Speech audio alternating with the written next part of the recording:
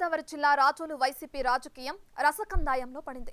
గత ఎన్నికల్లో జనసేన నుంచి గెలిచిన ఏకైక ఎమ్మెల్యే రాపాక వైసీపీకి జైకొట్టి రానున్న ఎన్నికల్లో వైసీపీ అభ్యర్థిగా ఫోకస్ అయ్యారు. అయితే ఇప్పుడు రాపాకలో టీడీపీకి బలమైన నేతగా ఉన్న మాజీ మంత్రి గొల్లపల్లి వైసీపీ గూటికి చేరారు. దాంతో రాపాక భవితవ్యంపై ఆయన అనుచరులు సందేహాలు వ్యక్తమవుతున్నాయి. గొల్లపల్లికి టికెట్ విషయంపై జగన్ హామీ ఇచ్చారన్న ప్రచారం రాపాక శిబిరంలో కలవరం రేపుతుంది. మరి టికెట్ దక్కిన నేతకు మరొకరు సహకరిస్తారా, లేకపోతే మళ్లీ తిరుగుబాటు చేస్తారా అన్నది ఆసక్తికరంగా తయారైంది.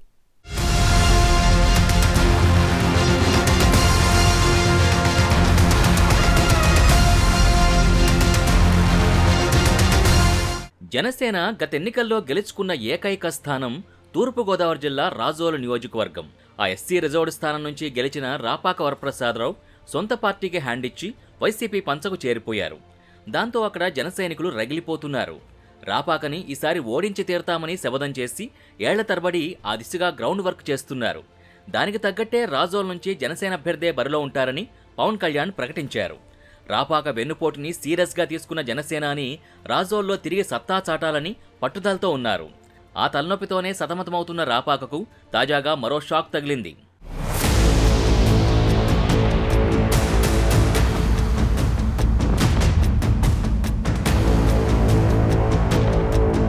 రాజోలు టీడీపీ మాజీ ఎమ్మెల్యే సుదీర్ఘ రాజకీయ అనుభవం ఉన్న గొల్లపల్లి సూర్యారావు వైసీపీ గూటికొచ్చి చేరిపోయారు. 1989లో టీడీపీ నుంచి పొలిటికల్ ఎంట్రీ ఇచ్చిన గొల్లపల్లి 2004లో కాంగ్రెస్లో చేరి అప్పటి అల్లవరం ఎమ్మెల్యేగా గెలిచి వైఎస్ క్యాబినెట్లో పనిచేశారు. తర్వాత 2014లో టీడీపీలోకి తిరిగొచ్చి రాజోల్ నుంచి ఇదే రాపాక వరప్రసాద్పై విజయం సాధించారు. గత ఎన్నికల్లో రాపాక ఆయనపై విజయం సాధించి ప్రతీకారం తీర్చుకున్నారు. అలాంటి రాజకీయ ప్రత్యర్థులిద్దరూ ఫ్యాన్ పార్టీ గూటికి చేరడంతో రాజోలు రాజకీయం రసకందాయంలో పడింది.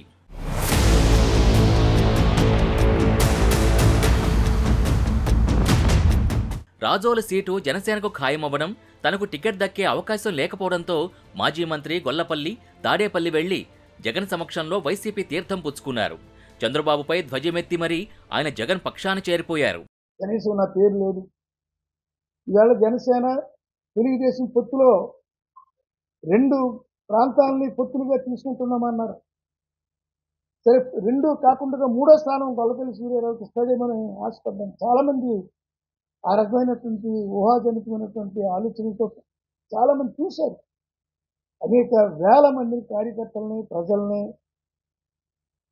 చాలా ఇబ్బంది పెట్టడమే కాకుండా నా జీవితంలో ఎప్పుడు అనుభవించినటువంటి బాధ, అవమానం ఎప్పుడైతే ఆయన అనౌన్స్ చేసినటువంటి 94 సీట్లు తూర్పుగోదావరి జిల్లాలో 3 దళిత సీట్లలో 1 సీటుని అనౌన్స్ చేశారు.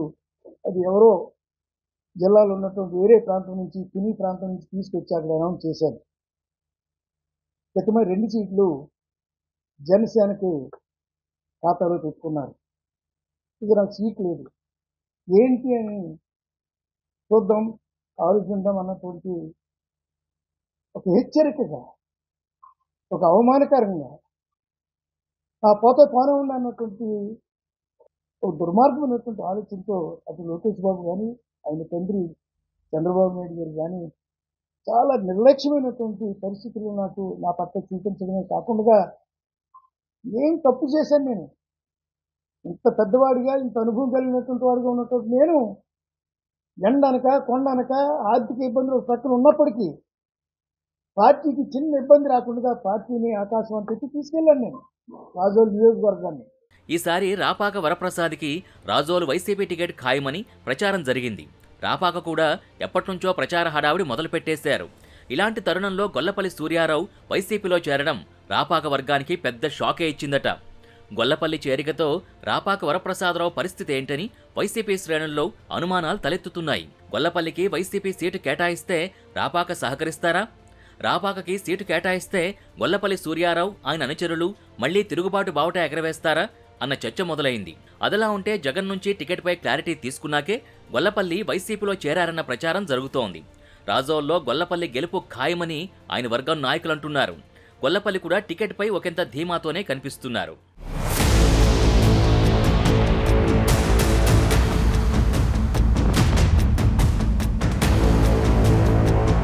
వైసీపీలో టికెట్ల కేటాయింపుపై పెద్ద కసరత్తే జరుగుతోంది.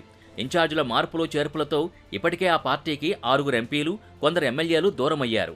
అదీకాక టీడీపీ టికెట్తో గెలిచి వైసీపీకి జయకొట్టిన 4 ఎమ్మెల్యేల్లో ఒకరికి ఇప్పటికే టికెట్ గల్లంతైంది. మిగిలిన వారి విషయంలో కూడా స్పష్టత కనపడడం లేదు. ప్రస్తుతం జనసేన నుంచి వెళ్లిన రాపాక పరిస్థితి కూడా అలాగే తయారవ్వడం చర్చనీయాంశంగా మారింది. మొత్తానికి ఈసారి రాజోలు నియోజకవర్గంలో ఓటరు తీర్పు ఎలా ఉన్నా ఈ జంపింగ్ పాలిటిక్స్తో వైసీపీ అభ్యర్థిగా ఎవరిని ప్రకటిస్తారనేది ఆసక్తి రేపుతోంది.